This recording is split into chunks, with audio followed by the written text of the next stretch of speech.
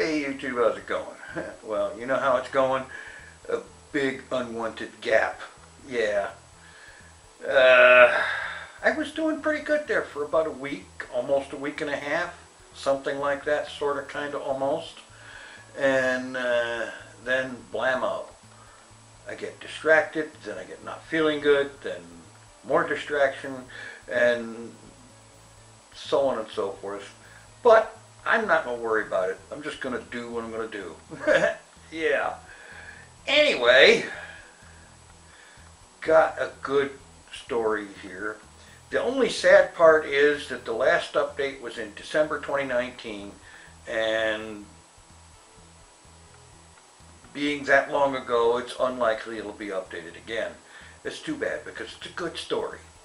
It's called Ships Administration. It is a crossover of Worm, Star Trek, and something called Sea Queens, which I have no idea what that is. And we're talking, what is that, 34 chapters with 160,000 words.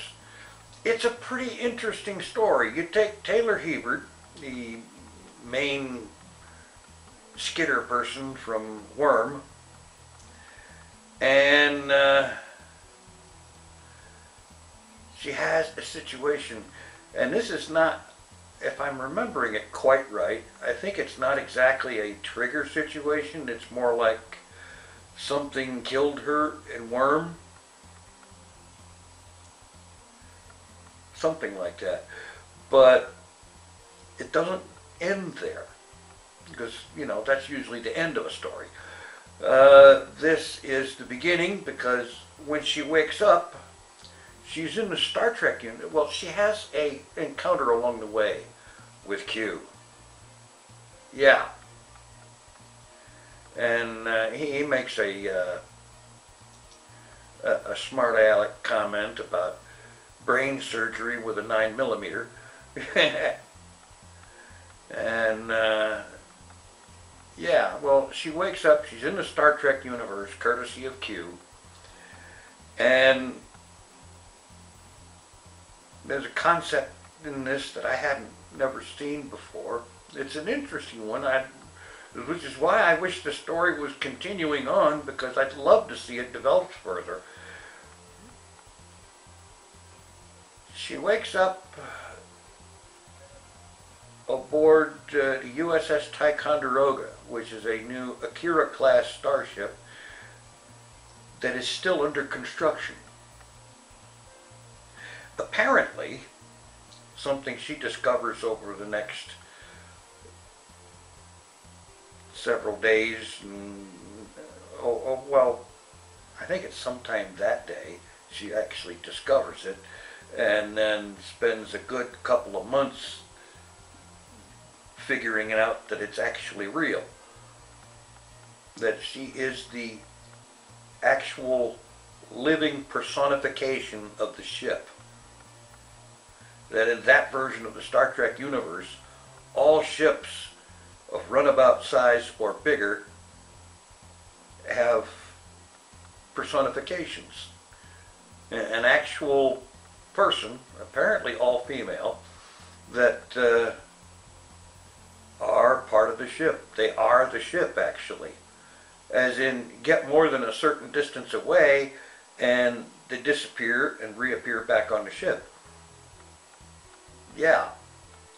And the story is of her accepting that, dealing with it, Danny Hebert ending up coming through there because apparently Dragon had managed to put together a trans-universal gateway of some kind so that he could go look for her.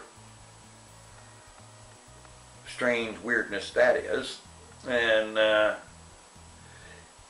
it gets interesting, because not only is Taylor Hebert there, and her dad shows up, but Lisa Wilborn, also known as Tattletale from Worm, she shows up, she appears on Bajor, and Dragon shows up, well, a copy of her is transmitted into the Star Trek universe. And they all end up meeting up on Deep Space Nine prior to a shakedown cruise going to Earth. Yeah.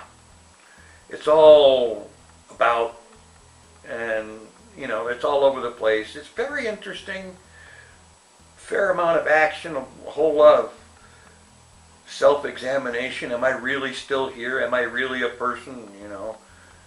Am I a person or am I a ship or whatever, you know? The whole identity crisis thing. It's good. It's interesting. And like I said, my only regret is that it looks like it will probably not be updated further. That is unfortunate. Anyway, it's good. Link in the description. Check it out. It's definitely worth reading. Meanwhile, back at the ranch, I have an appointment with some frozen, well, not frozen, leftover cold pizza that I need to get into a microwave. Thanks for watching. Take it easy. I am out of here.